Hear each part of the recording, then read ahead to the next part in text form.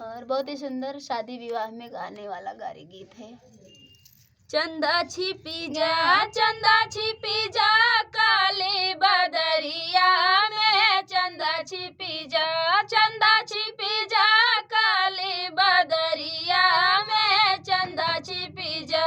दुल्हा के बहिनी रोज रिसियानी, रोजई कोहानी, दुल्हा मनावई कोठरिया में। बहिनी मान जा, बहिनी मान जा रात अंधियरिया में, बहिनी मान जा, बहिनी मान जा रात अंधियरिया में, बहिनी मान जा। चंदा छिपी जा काली बदरिया में, चंदा छिपी जा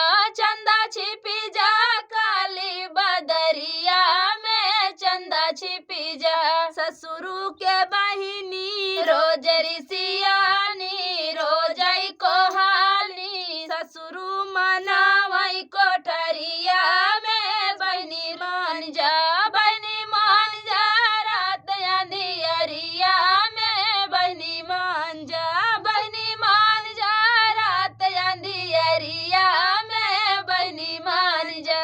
चंदा छिपी जा काली बदरिया में, चंदा छिपी जा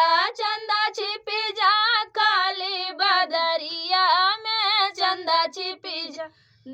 अगुआ के बहिनी रोज रिसियानी, रोजई कोहाली, अगुआ मनावई कोठरिया में। बहिनी मान जा, बहिनी मान जा रात अंधियरिया में, बहिनी मान जा, बहिनी मान जा रात अंधियरिया में, बहिनी मान जा। चंदा छिपी जा